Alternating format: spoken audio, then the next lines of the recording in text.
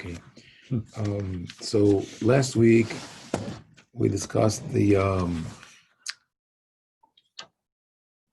travel of the servant. Aved Abraham goes to Haran to find a bride for Yitzhak, and he brings her back.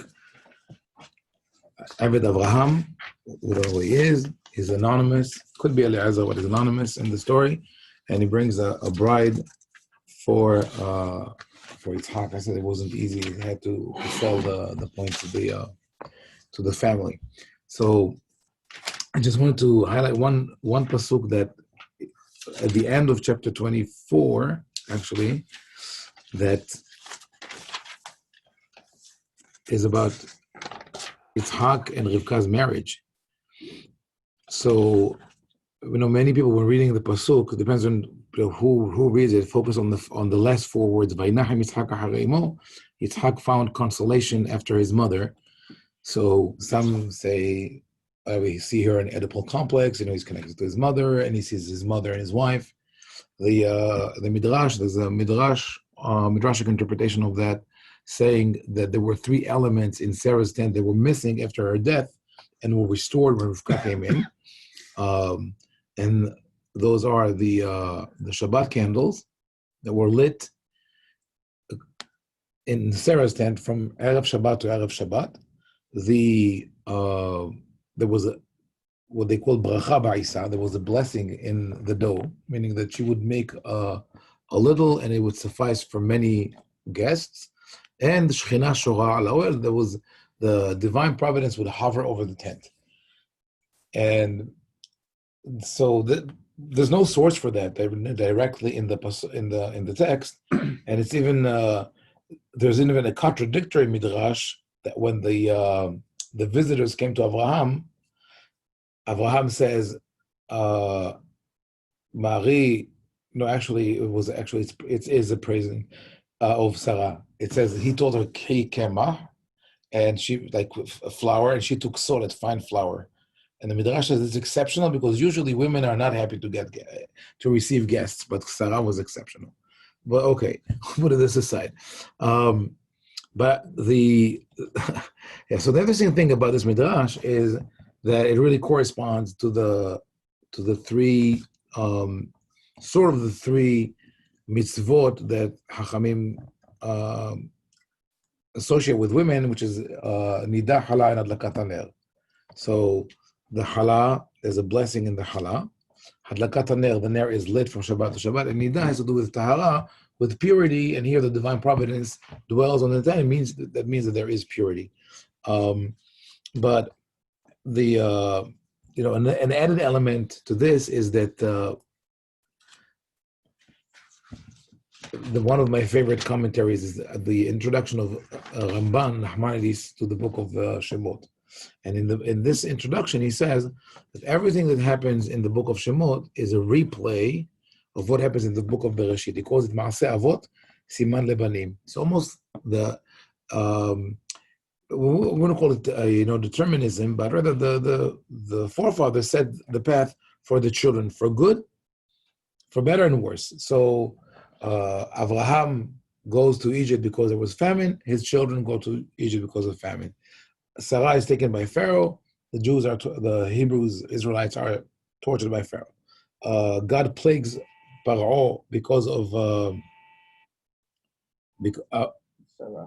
of Sarah, and God plagues the Egyptians because of what they did to the Israelites. So everything replays. So he says the purpose of Yetziat Mitzrayim was to bring Bnei Israel back to where their forefathers were. So they're tracing their footsteps, right? And he says they're almost there when they receive the Torah, because the Torah means that receiving the Torah means that they have a connection to God, just like their forefathers had a connection to God. But he says, but it's still not. They're still not there. He says, when were they fully there? When did they come back fully to the level of Avraham, Yitzhak, Yaakov, and the mothers? He says, only when they built the Mishkan, when they built the tabernacle, and the Shekhinah dwelt on the Mishkan, then they went back to the level of their forefathers. Shaita Shechinat Eloha ale aholehem. It says, "Av shavu lema'alat avotam." Then they returned to the level of their forefathers. She'ayta shechinat Eloha alei ha'olem. The divine providence dwelled on their tent.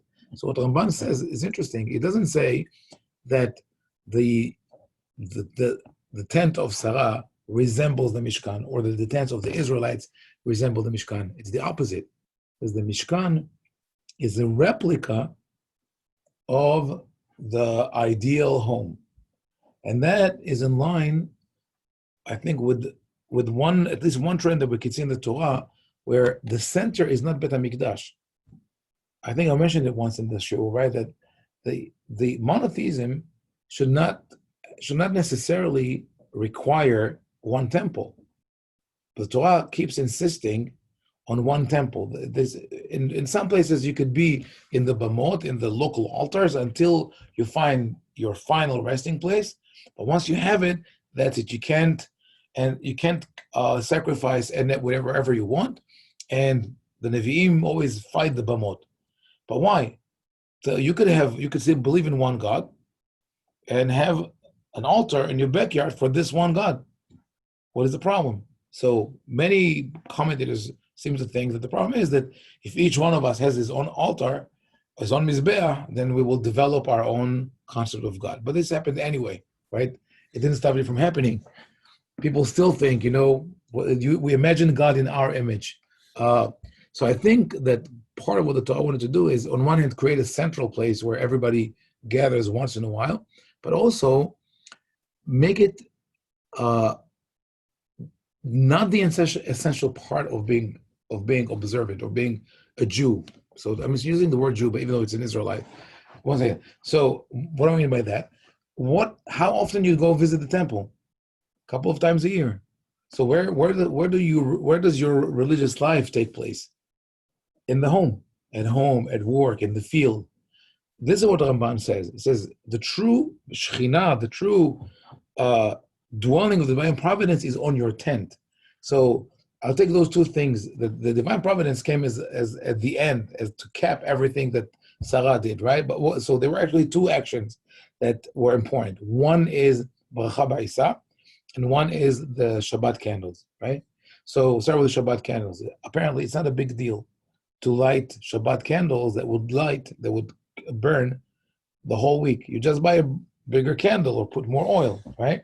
So that's not what the rabbis meant in the Midrash. I think what they meant is that you're able to draw light and inspiration from Shabbat, from one Shabbat till the next Shabbat. So that's the idea of like Shabbat Bereshit, the spiritual elevation. Whatever you achieve on Shabbat, you keep it with you. It's not just a something that you do by rote, a ritual. Okay, 6 days Shabbat, 6 days Shabbat. No, it becomes Shabbat. I'm elevated. It gives me energy and propels me to the next Shabbat and so on. So it's really something that you have to reflect on and invest in. Then you have the Bracha Ba'isa. When the rabbis speak about blessing in food, they mean that you eat a small amount, and it satisfies you. Just like in the Mishkan, they said about Lehem HaPanim, the daily bread, that when it was divided between all the Kohanim, each one would get something the size of a bean, and still that would be enough. Here again, it's a question of perception. It's perspective. I think we all had that when we were at fancy meals and we felt that we didn't eat anything, or the atmosphere was not welcoming, and where we ate maybe the simplest foods with friends and people who made us feel welcome, and it was amazing, right? And so this is what Sarah was able to do. So it's not about the food per se, but rather the feeling that she was able to give people. So it's welcoming people into your space and knowing how to take care of them, and taking the spiritual light of Shabbat and using it during the week. So those are the things. I mean, that's in the Midrash. But it's a beautiful Midrash.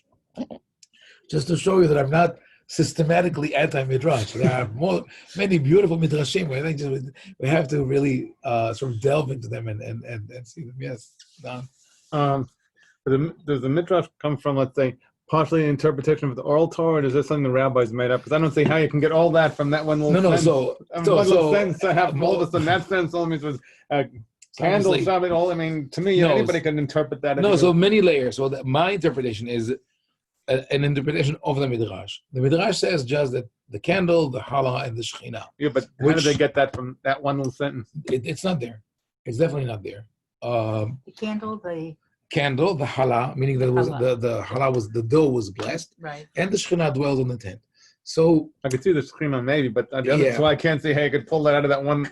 Right. So that's why I said it's it's not in the pasuk. It's more a certain ideology that the rabbis promote and say this is the role of in their time, right? This is the role of the woman, and this is how we envision the home. There's kedusha in the house, and I think even today, it's still this message is important because so much emphasis is being put on bringing people to the synagogue, but not enough is dedicated to tell people you could create the same atmosphere at home.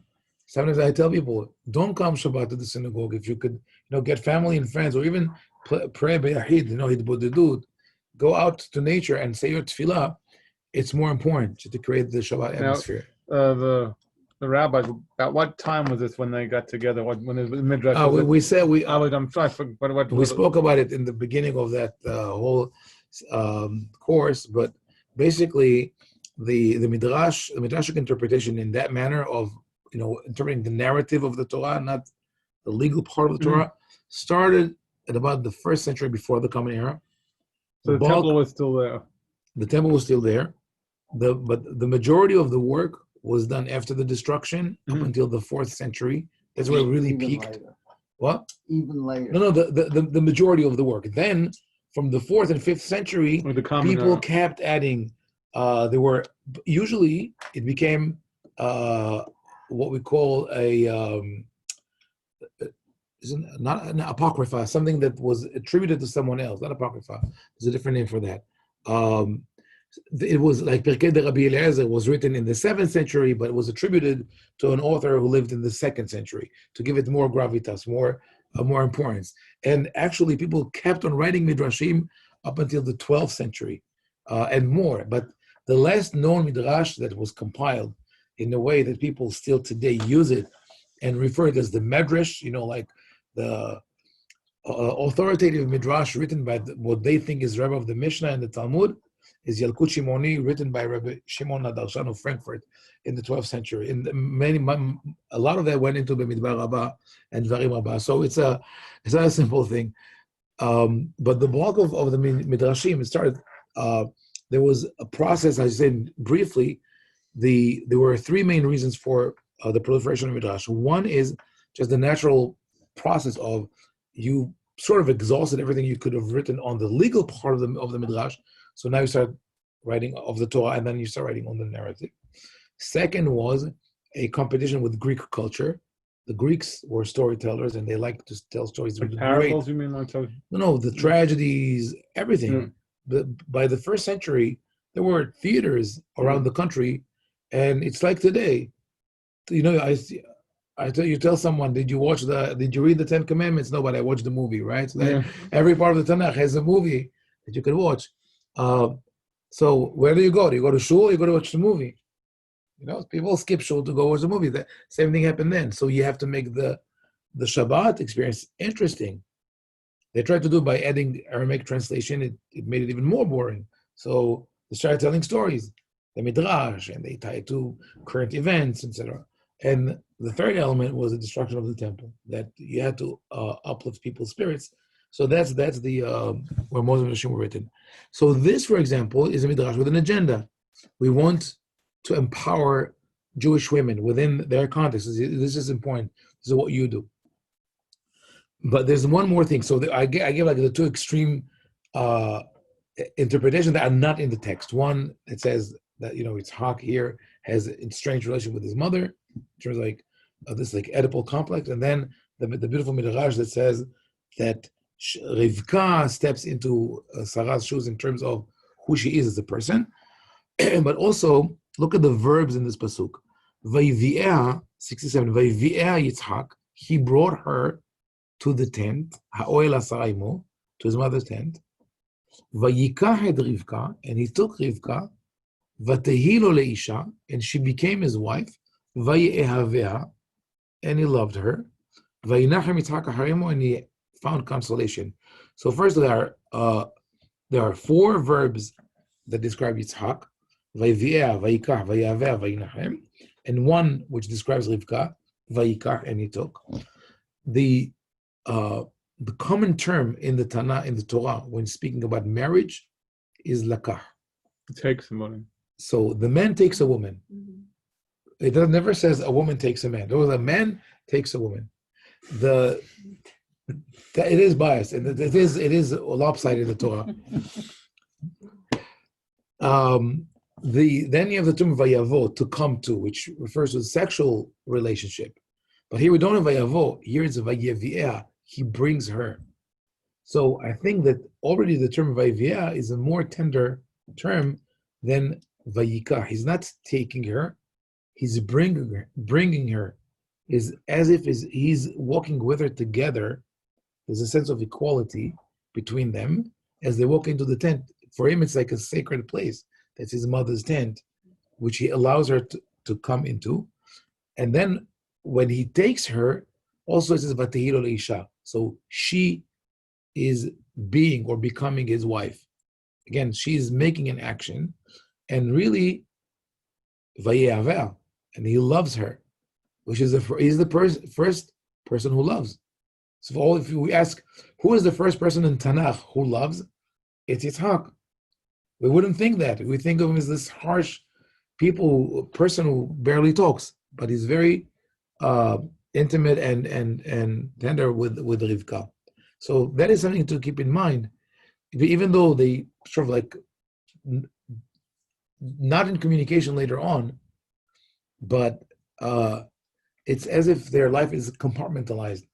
There are certain things that she wouldn't tell him, but what goes on between them is very close. So I thought that's important to highlight in this person. Yes. If you're interested, yeah. The Unclus is very interesting. What does he say? Yeah.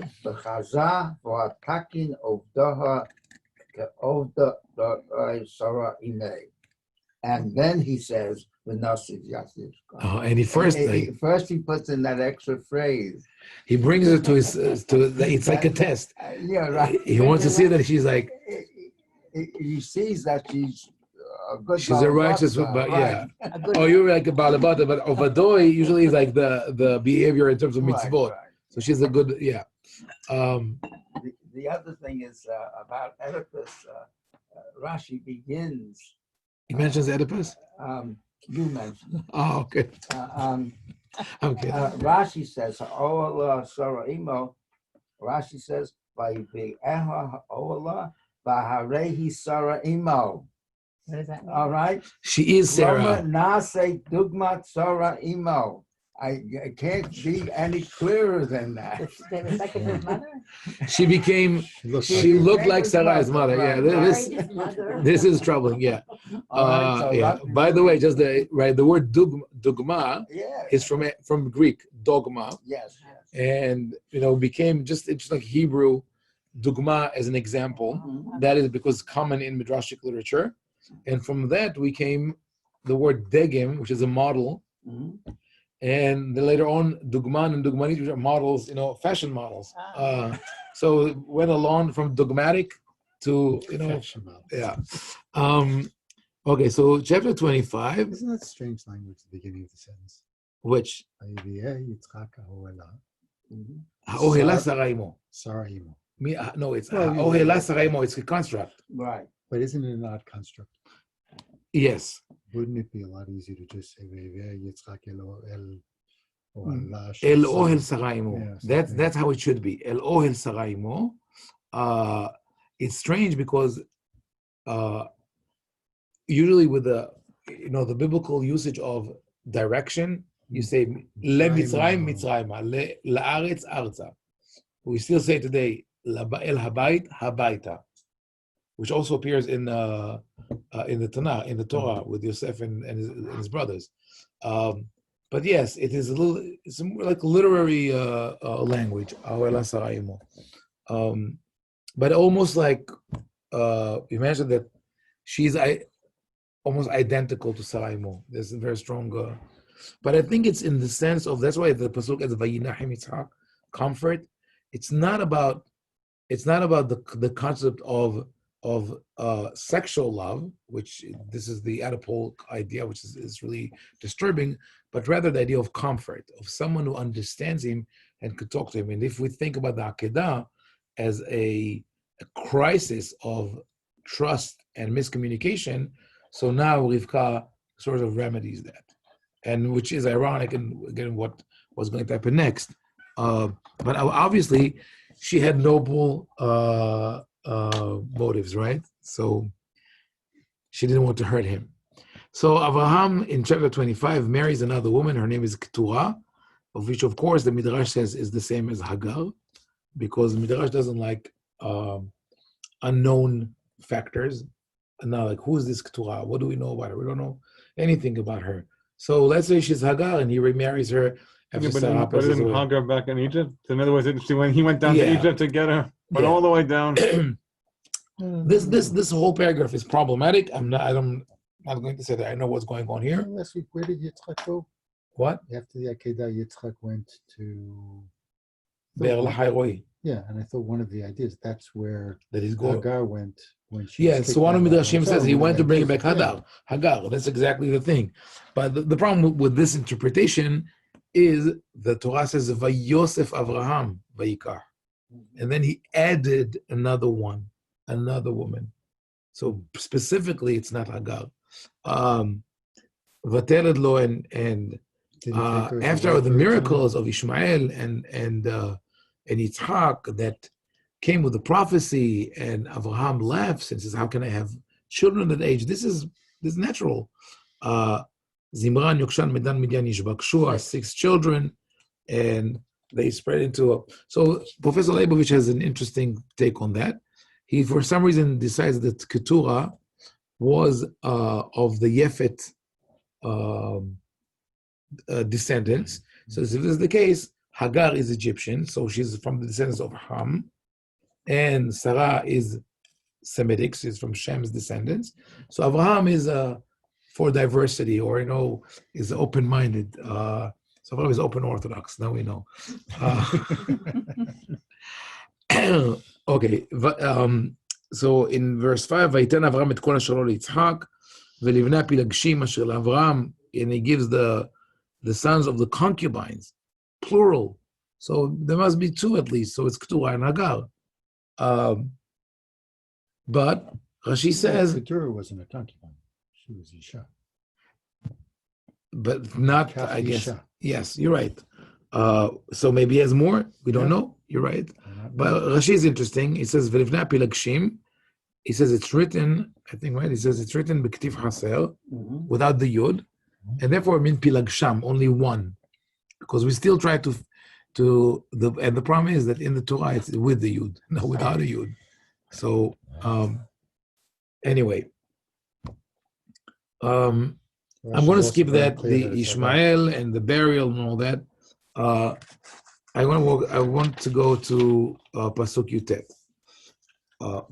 That's where it gets interesting, really. The saga of Yaakov and Esav and his Yaakov's children starts here. Ve'elet toldot Yitzhak ben Avraham, Avraham ulit Yitzhak. These are the generations of Yitzhak, sons of Avraham. Avraham gave birth to Yitzhak. Very official.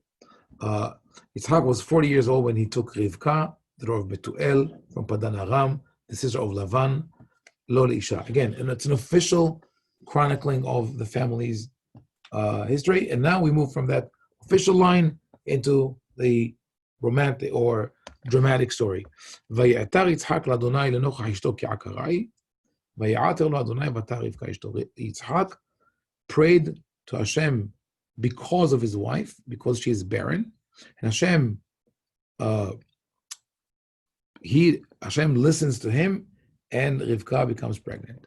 The rabbis look at this pasuk. It says lenocha, sort of face to face or in front of, and they said that both of them prayed. together. So he prays in one corner, she prays in one corner. He says, but he was answered and not her. Why? Because he is a tzaddik, the son of a tzaddik, and she is a tzaddik, a righteous woman, but her father was a rasha, a wicked person. Okay, I would say the opposite. Tzaddik ben rasha should have, right? This person became a tzaddik despite a wicked father. It's hard to say what is the source of this midrash, unless it comes from someone who wants to promote the yichus, of the family, which was a common thing at all times, but definitely at the time of the midrash, different dynasties were vying, especially the Davidic dynasty, over control of the Jewish world. But I think that I see something else here. Yitzhak prays for his wife, but he prays lenochah, right? El nochah penam menorah. The other place we have it is that in the presence of, right? So she is there for him. It's actually the opposite of the midrash. I think the midrash says Hashem answers him and not her. What do you mean? She became pregnant. Both of them are answered. It's like Hashem says, okay, he sends a letter, I'm listening, but not to her, to you. I'm doing it for you, right? But the pasuk says he prays and she's there, meaning that he's not asking for a child for himself because he wants to be a father. He wants her to be a mother, and that's different. He cares about her. And in a way, it's a little different than Abraham. Abraham and Sarai have no children. Sarai says, take my maid. She'll be a surrogate mother. And he says, okay. Yitzhak probably would have said no. That's why it doesn't happen between them. With Yaakov, it also happened. Rachel didn't have children. She offered surrogacy. Not here. So they really love each other. And Yitzhak prays for her. We learn something else from this pasuk, which is consistent throughout the Torah up until the book of Shmuel, and that is people usually did not pray for themselves. They went to someone else who would pray for them. So Yitzhak prays for his wife. Abraham previously prays for Avimelech. Throughout the Torah, Moshe prays for Bnei Israel. We never have a case where Moshe says to the people, pray to Hashem, he will listen to you. Usually you go to a representative, could be a prophet, could be a woman's husband, but someone else who would pray for you. The first exception was Hannah, in the book of Shmuel. Hannah bursts into the temple. She runs to the ark, and she prays quietly. And Eli sees her, and he thinks that she's drunk, and he says, "Enough! You have to sober up." And she says, "No, you don't understand. I'm troubled. I'm bitter. I don't have children, etc." So what was going on there? So the rabbi in the midrash, they say he misunderstood. He misinterpreted the letter on his breastplate. It said keshera, she's like righteous, or kesara, she's like Sarah, she's barren. And he read it as shikora, she's a shikar, she's drunk. But that is dyslexia, or I mean, to me, what is more troubling, if this is the way that the Kohen Gadol conveys a message to the people, if he makes a mistake with such a little thing, what happens if the king comes and says, should I go to war or no? And he says yes, and it was actually no, right? I think what happens there is simply, Eli sits at the door to be the vehicle for people's prayers. They come to him and say, please pray for us. And this woman passes him, she bypasses him, she runs inside, and she mumbles, he never saw such a thing. Nobody prays for themselves. And then he says, what are you doing? She says, Mirov sihi v'cha'asi, higati ad hena. Because of my bitterness, because of what I need to say, I came all the way here. She made it to the ark herself.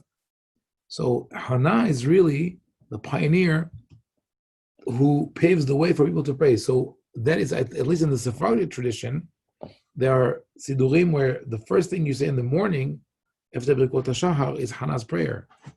Have you seen this in Hang? Okay. So yes.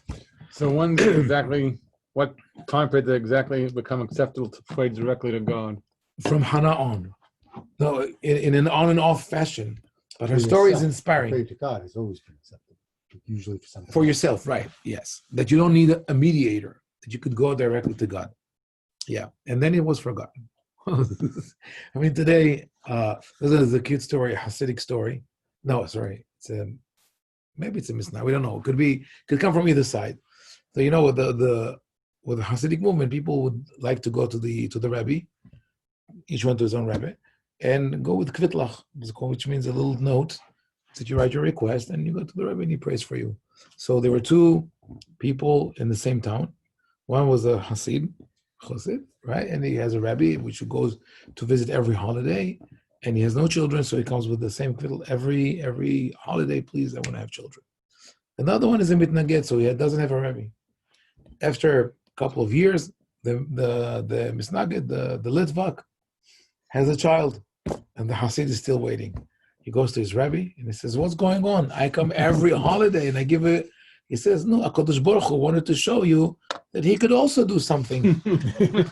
So there's the idea of going to someone to pray for you, and it's again in fashion today. There are tzaddikim all over the world granting wishes. There are websites that grant wishes through tzaddikim and etc. And there are grave sites. My great grandfather is such a place, but he himself said, you don't have to go to anyone to pray for you. He said, when you visit a gravesite of a righteous person, never think that you are asking that person to pray for you, but rather ask to be inspired by that person's action to change yourself and be, to merit or to achieve what you need to achieve. And he said also, if there's a rabbi or a tzaddik or anyone who wants to give you a blessing, no problem. It's always good to get a blessing. But if that person is asking for anything in return, he says, even which is common, they say, you will have a son, but I want to be the son deck. No way. He says, you don't ask for anything in return for a blessing. So it's more common in Sephardic communities to go. Sephardic and Hasidic now. Yeah. Hasidic now? Oh, Hasidic, yeah. Time the Rabbi. People go to the Rabbi's oil, to the tziyun, and they put notes. It's all over. But yes, Sephardic and Hasidic. But there are Litvaks who go, in hiding without. No, but they do also. No, actually, a little different manner. But Rabbi Kanevsky, the Stipler of Shach, of Steinemann, the leaders of the Hasidic, of the Litvak world, people go to them. People stand in line to get,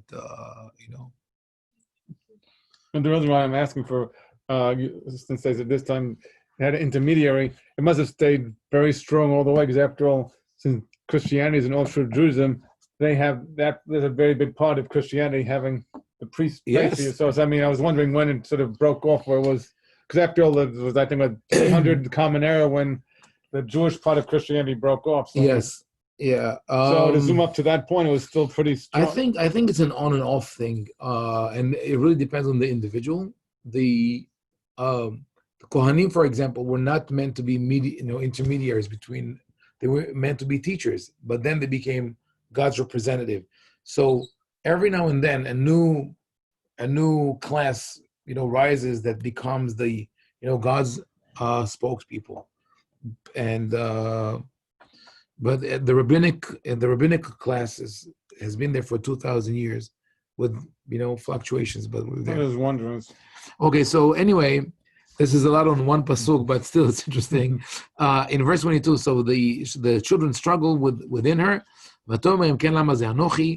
do I even exist? Lama ze anochi. It's a very powerful statement. Lama ze anochi. She doesn't say, why am I alive? Why am I suffering? Because imken lama ze anochi. Why am I? Existential crisis, right? She's vatelech lidrosh et Adonai. She goes to seek Hashem. How? We don't know. It seems like there was someone who could provide an answer. Some say it was Abraham, which makes sense. It would be Abraham. Some say it was Shem. That's really pure midrashic. And Hashem says whatever he says, but first go to the Torah. Rashi. Did Abraham die? No, Abraham is still alive. of Yitzhak is 40 years old, so Abraham is 140. Back in time. Yeah. Even though we have Right. It was right. We're going back. So it's Yitzhak. Abraham died when his grandchildren were around 35 years old.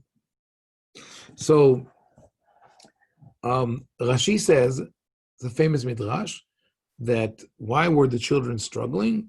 Because as she was passing by the synagogues, Yaakov was trying to get out. She was passing by church, by Avodah Zarah places, by idolatry worship places. Who says that? Rashi, based on the midrash, Esav was trying to get out, and she says, "What's going on? Is my son is going to be a good Jew or a goy, right?" And the Musar movement, like someone forgot who says that. She says if it was she thought it's one child, so if that one child would go either here or there, she would be okay. But she's like, make up your mind already. I don't want someone who's always torn between two places. If he wants to be an idolater, let him be, but then he will find the way. But the fact that he cannot make, that's what she's thinking, right? But I think the pshat means really that she just didn't know that she's with twins, and it's much more difficult than what other people are going through. So where did the midrash come from? The midrash comes from a place where we see it throughout the story of Yaakov and Esav, where Esav has transformed and became, we could say that Esav is vilified. He becomes the villain. He becomes the arch enemy of Am Yisrael. So when he goes through a transition, because Esav originally is Edom, just the other side of the Jordan, and there describes we have to have neutral attitude toward the people of Edom. Don't be there. Don't accept converts from them. Doch Shlishi, I think they can be converts, and but don't wage war against them. But then Edom becomes the first time that Edom, as Esav, becomes an enemy of Am Yisrael is in the book of Ovadia, and apparently he refers to something that happened during the exile from Bavel, and in that. And then Malachi also says, famous pasuk, Haloach Esav liYaakov, va'ohavet Yaakov ve'et Esav saneti. Yaakov and Esav are brothers. Jacob have I loved, and I hated Esav. And that obviously doesn't go back to the brothers Yaakov and Esav, but rather the exilic Yaakov and Esav, where Esav is siding with the enemy. Edom sides with the enemy. So that was the first stage of Esav's transformation. Then Esav becomes identified with Rome. But the Romans they are the conquerors, they are the destroyers of the temple, and their color is red. They're Adom. Everything about the Romans, is royal purple, which is closer to red. If you see all the, I'm pretty sure that they had. When they create all the historical movies about the Romans, they always appear with the red robe. So they had in mosaics and frescoes all over. So for the Jews, Rome is Esav, is the destroyer of the temple. Then Rome becomes Christian. So now Esav is also Christianity. So all are, the words of Ovadia and Malachi, and Esav is Rome, and Esav is the church, are all folded into one. So when Rashi speaks of Yaakov and Esav, it's really Judaism and Christianity, which is interesting because in church writing, it's the opposite. Yaakov is the church, and Esav is Israel. And it's consistent with every villain, and like Cain and Hevel. Cain is Israel and Hevel is the church, and every struggle like that. So that's why Rashi has to say this midrash, to show you of the constant struggle between the Jews and the Christians, because he's in the center, or the epicenter of this is in medieval northern France, Germany, at the eve of the Crusades. So it's also obvious that he will say later on when Yaakov meets Esav after many years of separation, Rashi says, halacha, Esav sonel Yaakov. It's a law, it's a halacha that Esav hates Yaakov. Obviously, they will fight with each other. But think of one evil act that Esav committed, at least in the book of Bereshit. I mean, that's where he appears. What evil deeds? Didn't do anything. He didn't do anything. What is the worst thing that we could hold against him? That he says, "Yikrevu yemei evel avi, ve'arga et Yaakov achi." Let me wait for my father to die, and then I'll kill my brother. So first of all, he's nice. He's waiting. He doesn't want to upset his father. But says, so what do we have against him? That he says, I'm going to kill my brother, right? Anyone who has children, right, or was a teacher in school, knows that kids say it at least 100 times a day, right? I'm going to kill you. They don't do it. He said it because he was upset. He never acted on it. He could have chased. He knew exactly where Yaakov went. He never went there. So that is the one thing that we could hold against him. The other thing is that he comes with 400 men when Yaakov comes back. But it could also be seen as a defensive act. He doesn't know Yaakov is marching back after 20 years. I don't know. Maybe he's going to attack him. He's prepared. So we have sort of skewed of perception, right? View of Esav, and so everything we interpret in that light. So I think we have to have that in mind. Right? Okay.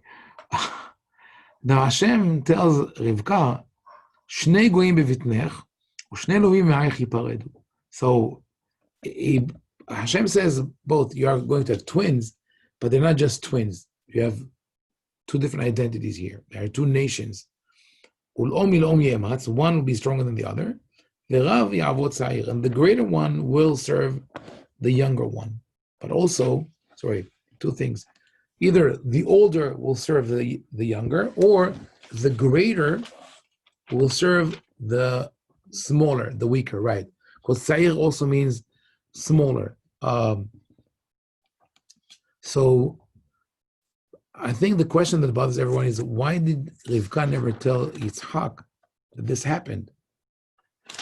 If Rav Ya'avod Tza'ir and Esav was born first, so he's older, so maybe she should have told Yitzhak this is what's going on. So I think, a couple of things. One, already in the Nevuah, there's potential for descent. Shnei leumim, two nations. So she's working with that in mind, that Yaakov and Esav cannot reconcile. I think that Yitzhak did think that they could work together. Maybe he wanted a dual leadership. And I think also that Rav Ya'avod Tza'ir in the Hebrew, in the biblical Hebrew, is confusing. Because it could be V'Rav Ya'avod Tza'ir or V'Rav Ya'avod Tza'ir, meaning the opposite. Like there's a pasuk, Avanim shehaku mayim. Stones eroded water. There obviously it means that the stones were eroded by water. But you could read in Hebrew as Avanim shehaku mayim. The stones were eroded by water, or Avanim shehaku mayim. Stones eroded water.